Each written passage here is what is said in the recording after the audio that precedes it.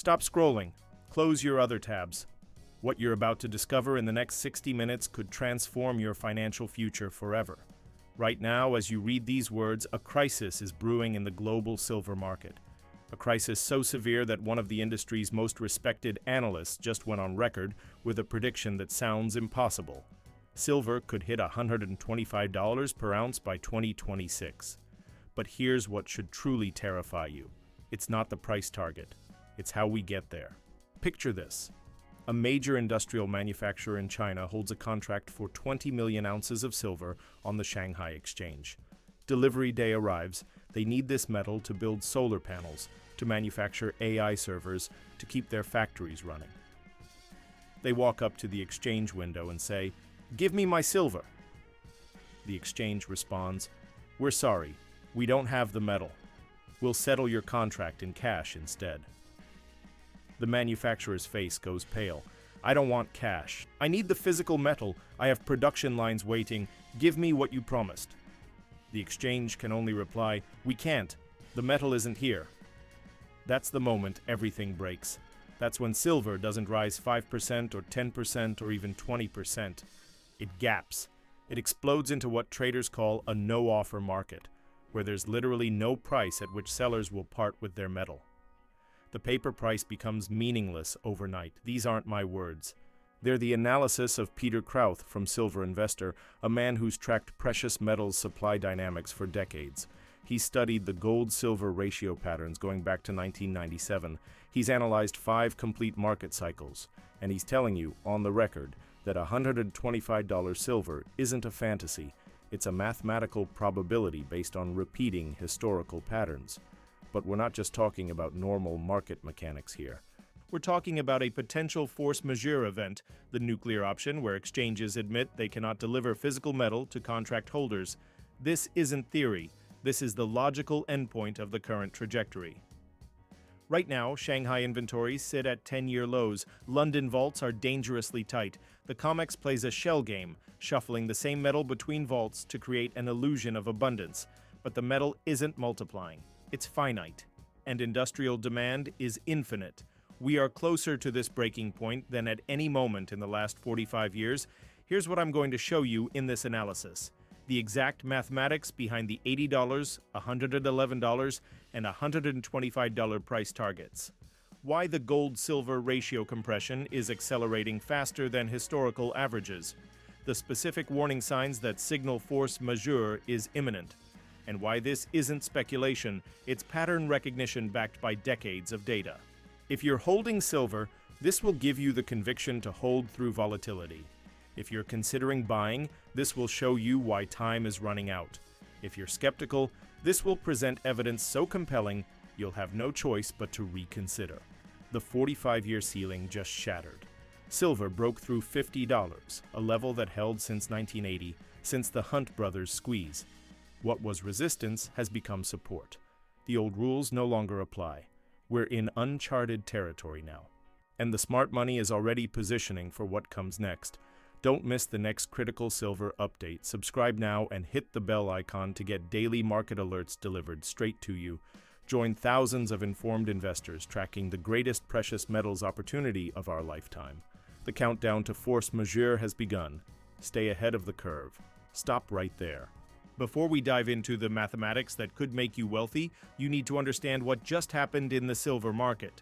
Something that hasn't occurred in 45 years, something so significant that most investors still don't grasp its implications. Silver shattered $50 per ounce. Read that again slowly. The ceiling that stood since 1980, since the legendary Hunt brothers squeeze, has been demolished. For over 4 decades, silver tried repeatedly to break through this barrier. In 2011, it came within a whisper before being violently smashed down. Every rally was crushed. Every breakout attempt failed. The shorts defended $50 like their lives depended on it. Because financially, they did. But now, the fortress has fallen. And here's what changes everything. When a multi-decade resistance level breaks, it doesn't just disappear, it transforms into support. Think about what this means. The psychological warfare completely reverses. Traders who were programmed to sell at $50 are now programmed to buy at $50. Algorithms that shorted at this level are now going long. The energy that pushed prices down now rockets them upward. Peter Krauth calls this uncharted waters, and he's absolutely right. There's no historical roadmap for silver trading sustainably above $50, no previous patterns to analyze, no old resistance levels to target. The chart is blank. We're writing financial history in real time. So how do we navigate these uncharted waters? We follow the North Star that's guided precious metals investors for centuries, the gold-silver ratio. And right now, that ratio is screaming one message so loud it's deafening. Silver is absurdly undervalued relative to gold.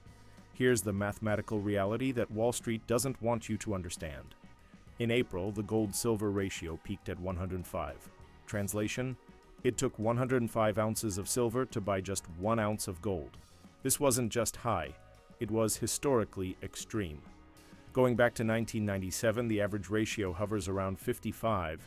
During silver bull markets, it's crashed as low as 30. At 105, silver was the most undervalued it had been relative to gold in the modern era. It was a coiled spring, a compressed bomb. And now, it's detonating. The ratio has already collapsed to 67, but Peter Krauth's analysis reveals we're just getting started. He studied the 5 major ratio drops since 1997. The average decline? 44%. Apply that to April's peak of 105, and you get a target ratio of 59.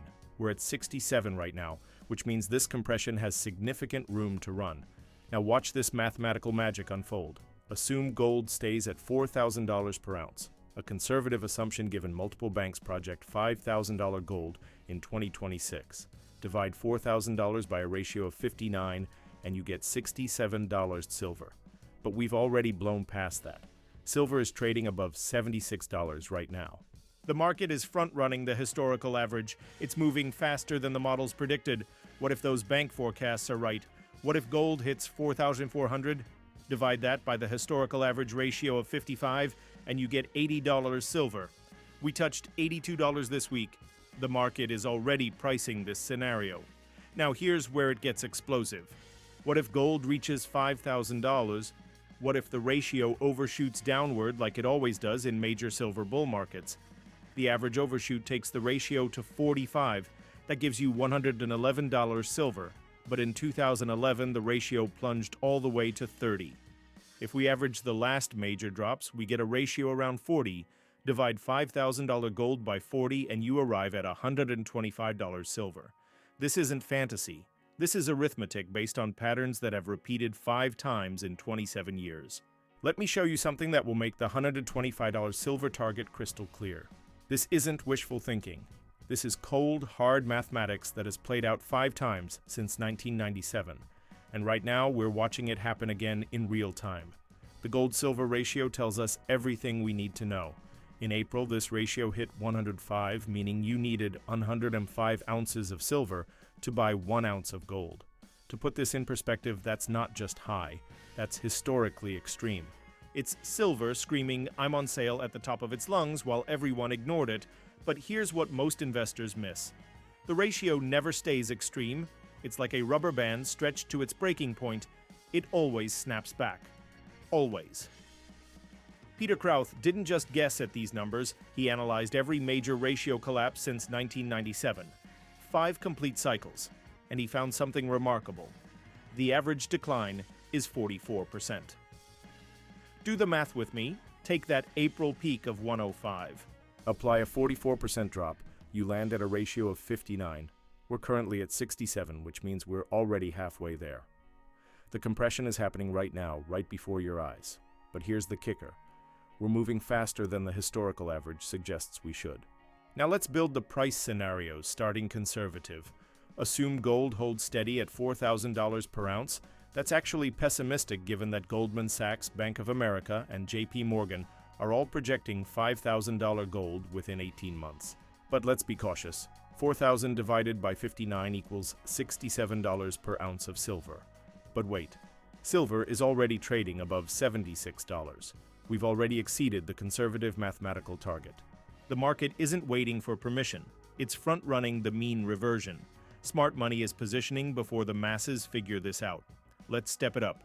What if gold reaches $4,400, which is the median forecast from major institutions? Divide that by 55, the long-term historical average ratio. You get $80 per ounce. And guess what? We touched $82 this week before pulling back. The market is validating these mathematical models in real time. Now here's where it gets truly exciting. Let's look at the bullish case that leads to triple-digit silver. If gold reaches $5,000, and multiple credible institutions say it will, and if the ratio compresses to 45, which is the average overshoot in the last 5 cycles, you get $111 per ounce. But history shows us the ratio can go even lower during peak mania phases. In 2011, it crashed all the way to 30. That was the maximum extension. If you average the extremes from the last 4 or 5 major moves, you land around 40. Take $5,000 gold, divide by a ratio of 40, and you arrive at $125 per ounce. This is the power of understanding mean reversion. The beauty of this analysis is that it doesn't require anything unusual to happen. No short squeeze needed, no manipulation exposure required, no geopolitical crisis necessary. It simply requires the gold-silver ratio to do what it has always done throughout history: correct extreme imbalances. The ratio compressed from 105 to 67 in just months. The momentum is established. The direction is locked in. The only questions remaining are, how low will the ratio fall and how high will gold climb? And on both variables, the risk is skewed heavily upward. The mathematics points to $125 silver. But mathematics alone won't cause silver to gap up 30% in a single trading session. For that, we need to understand the supply crisis brewing beneath the surface. We need to understand the shell game. And we need to understand why what Peter Krauth calls crying uncle isn't just possible, it's probable. Picture a street magician with 3 shells and a ball. He moves the shells rapidly across the table. You try to track which shell hides the ball. That's the game being played on silver investors right now. The ball is physical silver. The shells are London, New York, and Shanghai. The magician? The bullion banks and the exchanges. Here's how the trick works. They move metal from vault to vault, from jurisdiction to jurisdiction, creating the illusion of adequate supply everywhere. In early 2025, fears of silver shortages hit New York because of potential tariffs. Suddenly, metal flowed from London to New York. The arbitrage closed. Crisis averted. Then the situation reversed and metal flowed back to London. Most recently, significant quantities moved from China to the West. But here's the critical point that Krauth hammers home. Moving silver around doesn't create more silver. It just makes the same metal appear in different places at different times. The total amount under all 3 shells remains constant. And that total is shrinking. Shanghai inventories just hit 10-year lows. This isn't a footnote in some obscure mining report. This is a 5-alarm fire. Shanghai isn't like London or New York, where traders shuffle paper contracts. Shanghai is where physical metal gets consumed. This is where solar panel manufacturers operate, where electronics factories run 24/7, where battery production happens at massive scale. When Shanghai runs low, it's not a paper problem that gets resolved with accounting tricks. It's an industrial crisis that shuts down production lines. The London Bullion Market Association vaults are dangerously tight. COMEX registered inventory has been declining for years. Everywhere you look, the shells are getting lighter. The magician is running out of balls. This brings us to force majeure, the moment the music stops and someone's left without a chair. Here's exactly how this plays out. A major industrial user in China holds a futures contract on the Shanghai exchange for 20 million ounces. Delivery date arrives. They've got factories waiting, orders to fill, production schedules to meet. They need physical silver, not promises. They demand delivery. The exchange responds with the words that will break the system. We're experiencing a supply disruption.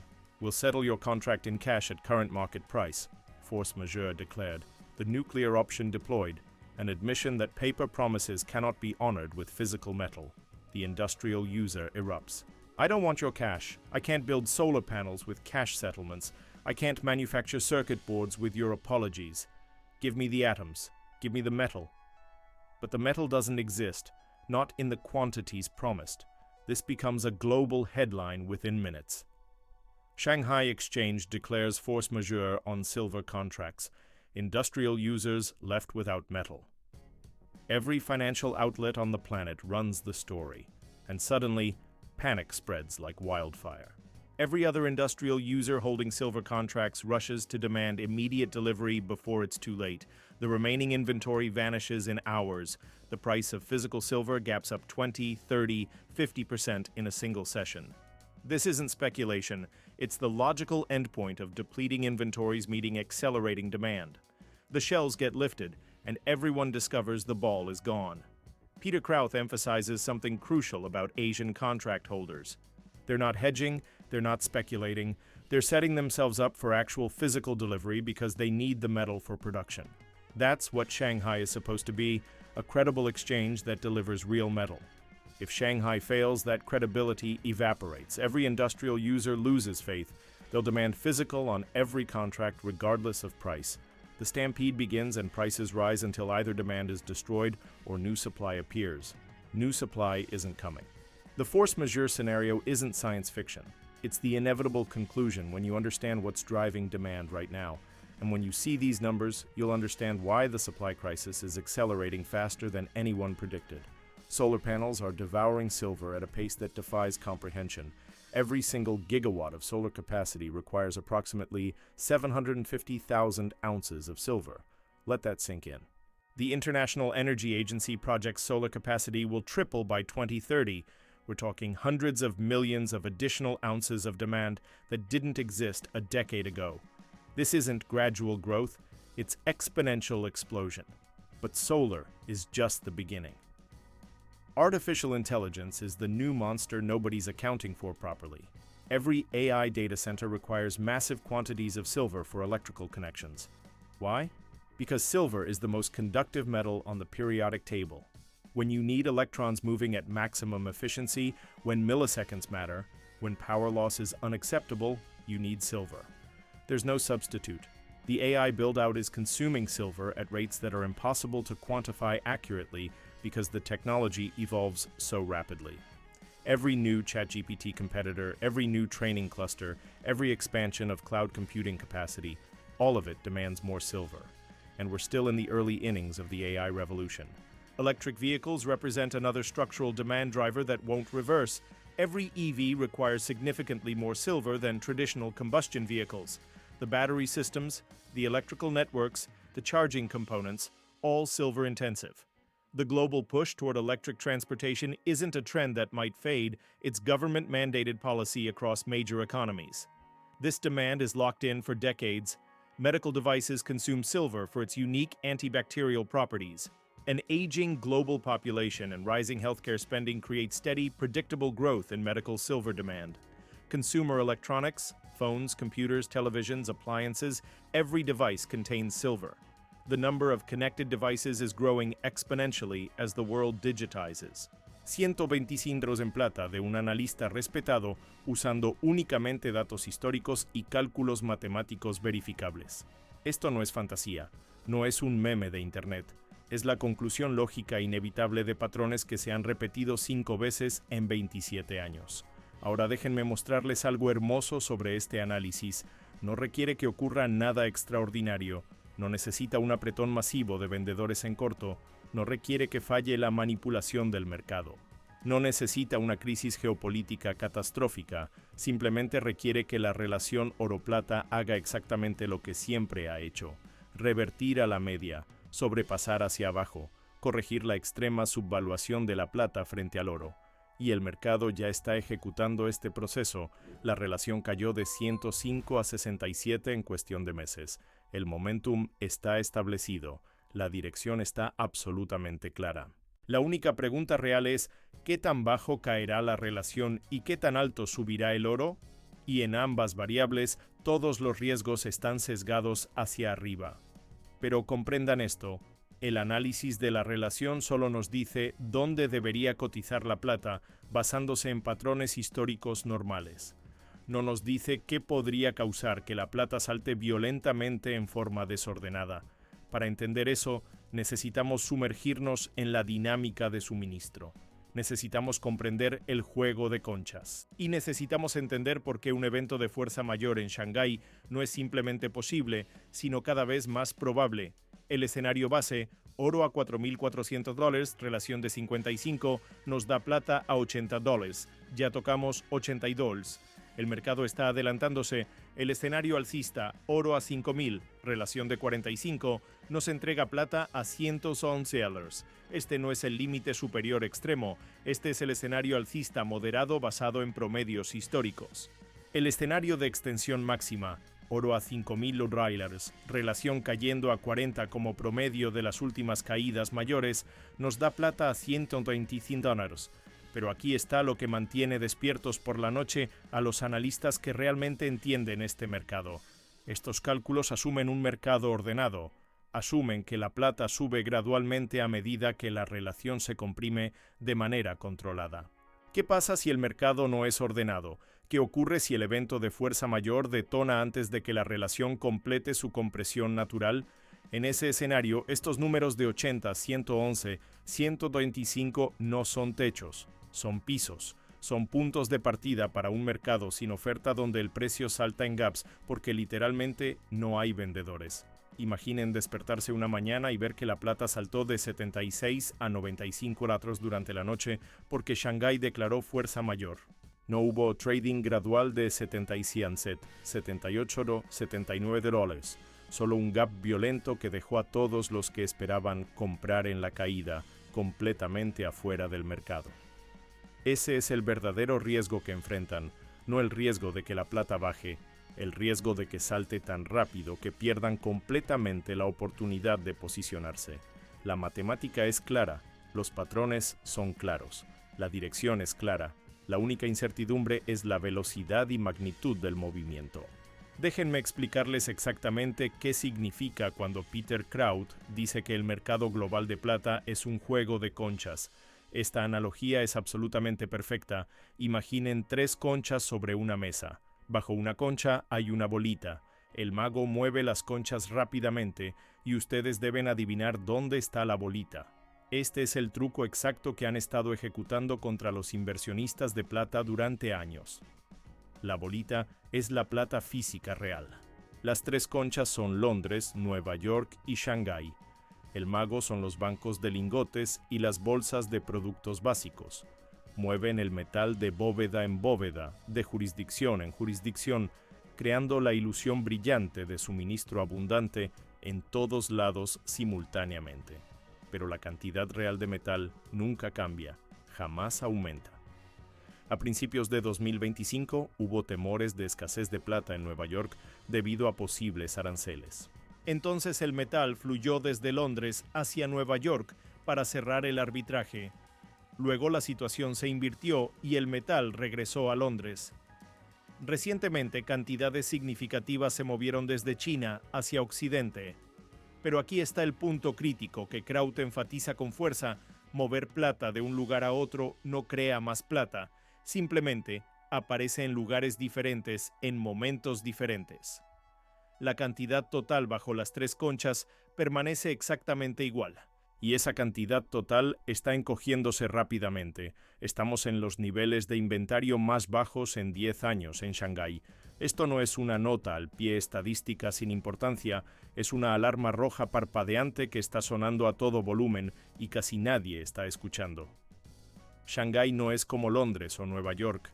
Shanghái es donde el metal físico es realmente consumido, donde los fabricantes de paneles solares están ubicados, donde operan las fábricas de electrónicos, donde se construyen las baterías que alimentarán el futuro. Cuando Shanghái se queda sin plata, no es un problema de papel que se resuelve con contabilidad creativa, es una crisis industrial catastrófica que detiene la producción real.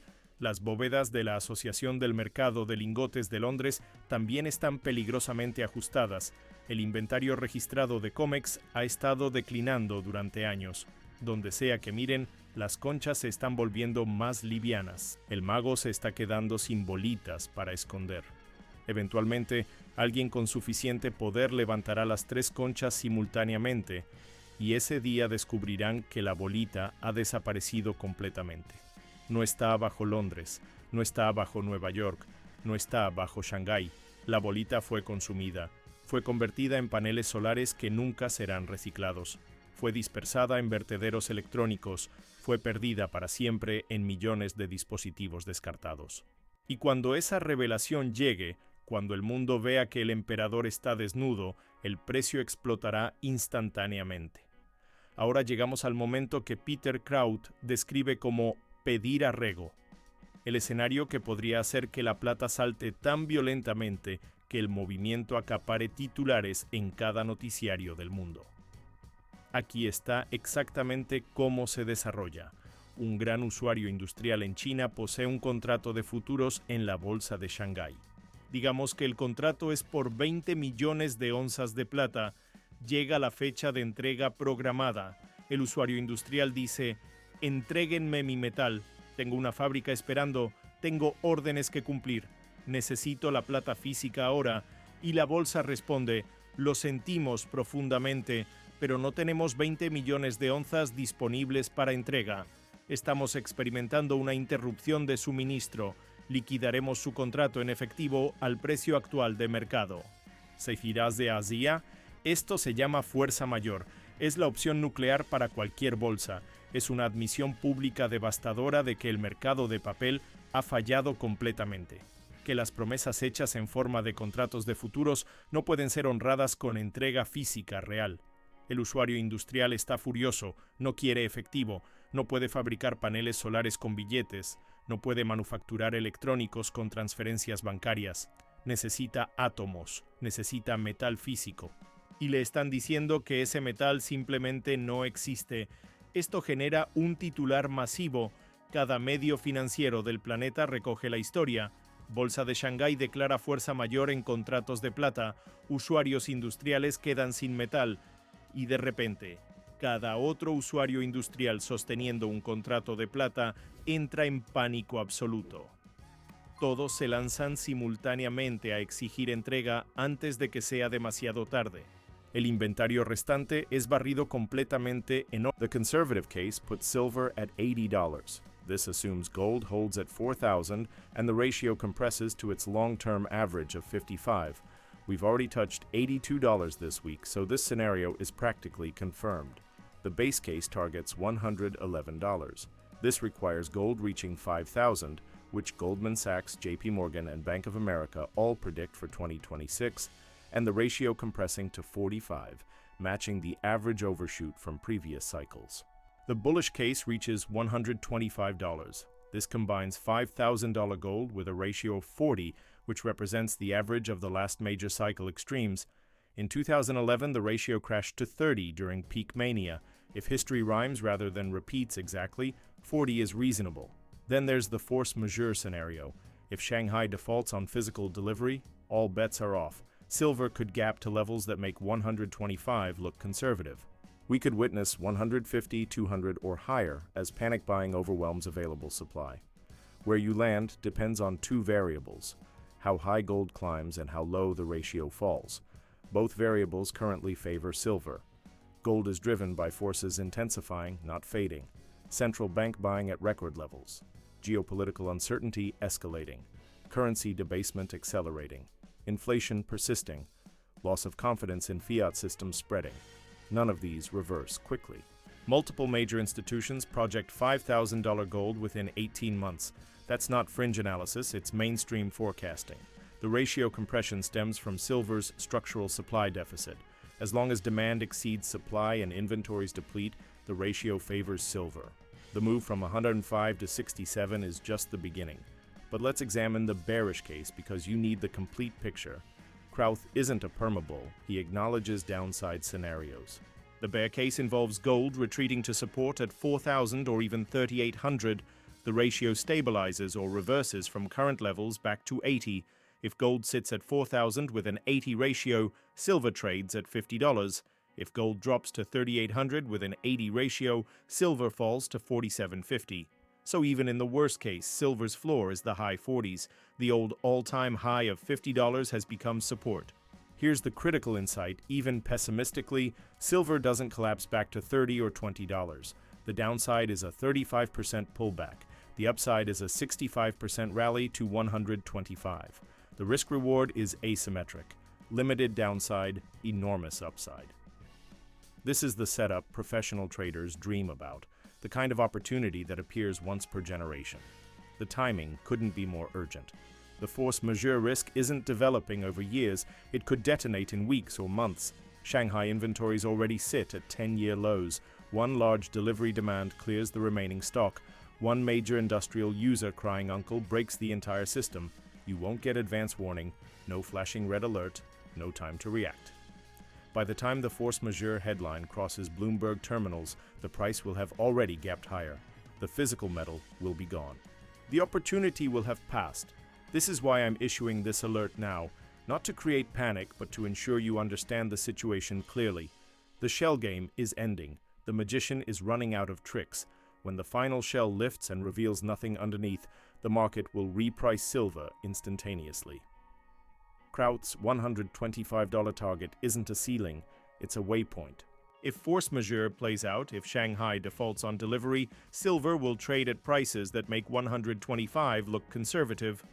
We could see 150, 200, or levels that seem absurd today, but make perfect sense when true scarcity gets revealed. The time to position is now, not tomorrow, not next week, not when you see confirmation. Position while paper prices remain accessible, while premiums haven't exploded, while metal is still available for purchase. Because the day will come when you call your dealer and hear, "Sorry, we're sold out. 12-week wait. Can't guarantee your price." On that day, you'll remember this warning. You'll remember the shell game analogy, and you'll wish you had acted when you had the chance. I'm not telling you to go all in recklessly. I'm not suggesting you risk money you can't afford to lose. I'm telling you to understand the asymmetry staring you in the face. Limited downside, enormous upside, and a force majeure catalyst that could compress the entire timeline into days instead of years. Silver is the trade of the decade. It's the most undervalued asset in the global financial system. It powers the energy transition, the AI revolution, the electrification of transportation. And it's running out. The smart money knows this. Peter Kraut knows this. Chinese industrial users paying premiums above spot know this. The only people who don't know are those watching mainstream financial media and believing the narrative that silver is just another volatile commodity. It's not. Silver is a strategic asset, a monetary metal, an industrial necessity, and it's about to be repriced for the new reality of structural scarcity. $50 is the floor. 125 is the target. Force majeure is the catalyst. This is the most important silver setup in 45 years. Don't let volatility shake you out. Don't let paper games confuse you. Focus on physical reality. Focus on depleting inventories. Focus on industrial demand that cannot be satisfied with cash settlements. The shells are being lifted. The ball is disappearing. When the final reveal happens, only those holding physical metal will be protected. This is the moment. This is the opportunity. This is silver. Stay strong. Stay positioned. Stay informed. Subscribe now and hit the bell to track the greatest precious metals bull market of our lifetime. Share this with everyone who needs the truth about what's happening in silver. The mainstream won't tell them. The banks won't tell them. Only we will. The more people who understand, the stronger we all become. The countdown to force majeure has begun. Make sure you're on the right side of history.